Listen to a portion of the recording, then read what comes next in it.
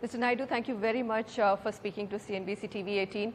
You've just visited 16 states and taken a stock on PMAY, Pradhan Mantri Awas Yojana. Can you give us the final number of houses sanctioned and the investment sanctioned so far? Yeah, it's an ongoing process. So far, the central government have sanctioned 18.75 lakh houses. And the estimated amount is 1,04,000 crores. Out of it, central share is 30,000 crores. Right, sir. The first installment has been released. This should be seen in the backdrop of the earlier government, 2004 and 14. They have sanctioned some 13 lakh 80,000 houses, but they could complete only 7 lakh houses. Sanction and completion, of course, there will always be some gap.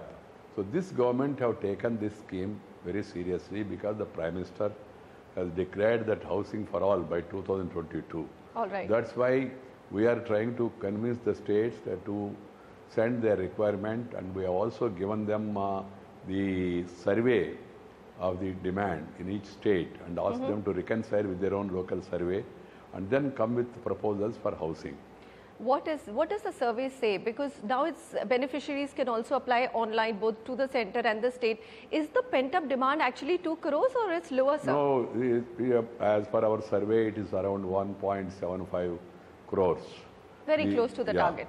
Yeah, earlier it was said that it was 1.8 million or so. But point is there will be always some overlapping and all. You have to verify about the genuinity of the application, etc.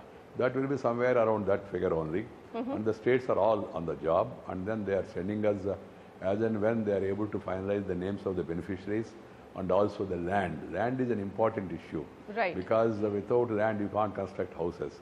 So states, whichever is proactive, whichever is able to find the land and whichever is able to do the homework, they are sending the proposals. As and when any state come forward, I am sanctioning houses without raising any questions. For example, the Andhra Pradesh came with 1,93,000 proposals. We sanctioned it. Then followed by Telangana, 90,000 houses.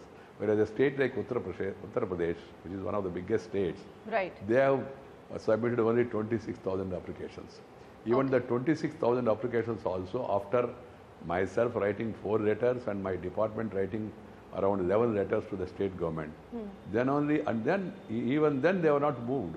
Then I have taken the CSC route where people can apply directly. And they came to know that people are applying directly. Then they started sending proposals. Of course, by the time the time is over and the new government has come, and the Chief Minister assured me at the earliest within 2 months he will finalize the survey and he will come with fresh proposals. I must explain you the system. The state identifies the beneficiary, land, sends the proposal. Every month my central committee under my secretary meets, and whichever proposal comes, first come first, we sanction. But are you a bit concerned at the pace at which states are moving? Because if you look at, I know that the numbers that have been sanctioned under your ministry have been 4 times of what UPA did in 10 years. But if you look at the total number of houses sanctioned, which is 18.76 lakh, it's still about 9.5% or let's say 10% now of the larger target. And you have 5 years to meet that mission. The first year of my government, I focused on completing the ongoing projects on JNURM. Right. We have completed around 2.5 lakh houses which were started and which were not completed by the previous government. Second year, 2015, June 25th, we launched the Pradhan Mantri Awas Yojana in the hands of the Honorable Prime Minister. So going by this time period, I am indeed happy about the pace of these proposals coming here and sanctioning. But as you said rightly, the target of housing for all, or 1.75 or 1.8 million and all, is a big number, I do admit. But let me make you to understand that this is not the program of government alone. Central government, state governments have their own schemes, state housing boards are there, then the private sector also is entering in a big way. Then keeping in view the enormous task, we have agreed for the long pending demand of the housing sector, the builders, to provide affordable housing, the infrastructure status. That's a major, what you call, incentive. Are you happy, sir, with the private sector participation in this affordable housing? It's just picking up. Okay. And also, we have also announced certain concessions in the income tax to encourage private people coming forward. Thirdly, the Honorable Prime Minister on 31st December, in the backdrop of the demonetization, has announced a massive interest subvention. Right. For poor people, 6.5%. For middle class, 3% and 4%.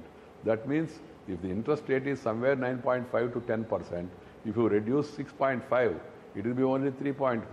And then if you reduce 4 or 3 for the middle class and upper middle class, it will be somewhere around 5.5 and 6.5%. So it will become affordable because the EMI amount will come down considerably. And moreover, what I am doing, whatever I have to give, for example, interest subvention of 2.3 lakh rupees, the maximum is that. I will put the money in the bank account straight away upfront. I'm not waiting for, say, 20 years, 15 years EMI. And once I put the money upfront, their EMI burden also will be reduced drastically. So it's a big incentive. And we have also now allowed private people on their own, individuals. Individuals, they can apply if they have land, and if they can get a certificate from the collector, they can straight away apply to the bank. Bank will sanction them loan, and I will give them the subsidy. Right. So that's where it's going to pick up in the coming days. So you think it will accelerate. So 1,000 crores is what you have set aside for interest subvention, right?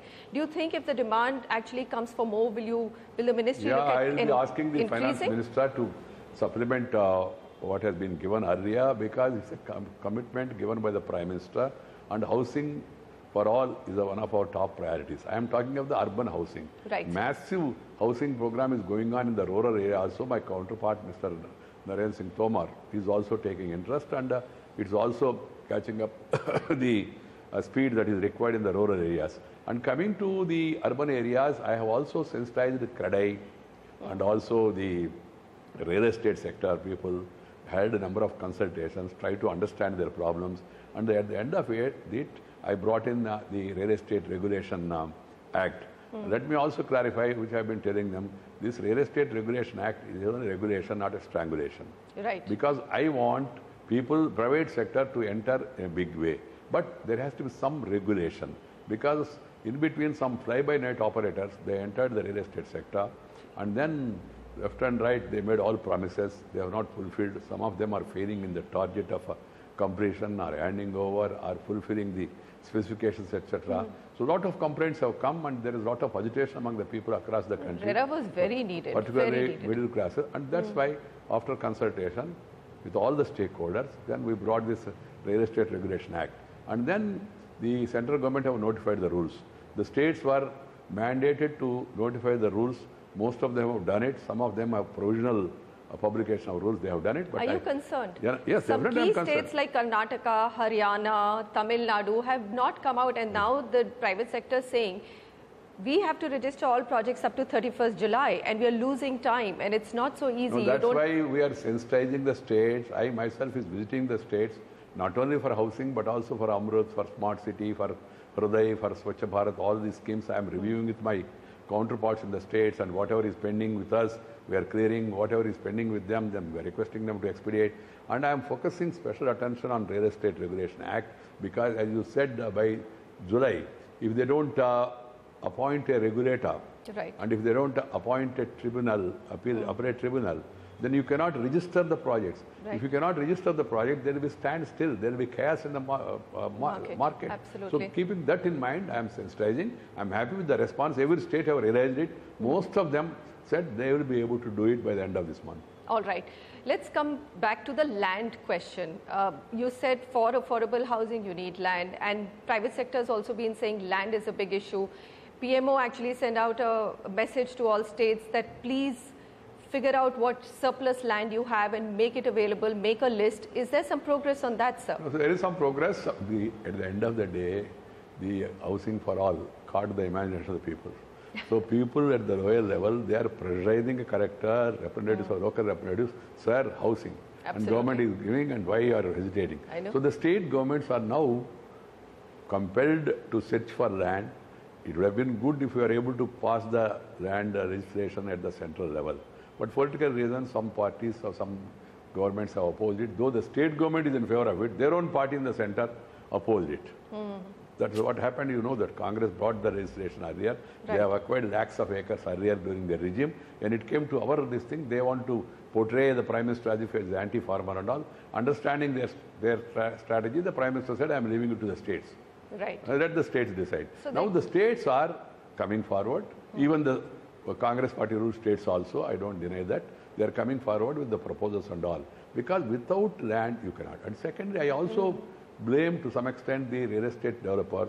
They have hijacked the land prices like anything. Absolutely. See, it's not the farmers. After all, the land is purchased by middlemen, and you know how the prices are. I always tell some of the cities when I go, your land prices are much bigger than Washington and New York. Yes. I'm not joking. Absolutely. This is the situation in Bangalore, Chennai, or even places like Vijayawada and Visakhapatnam. It has no meaning at all. It has no correlation with the real value of the land. With the result, the housing stock, the cost is going up. So keeping that in mind, now slowly the sector is stabilizing. Land prices are stabilizing. I hope further they will be realistic, and then the momentum will further pick up.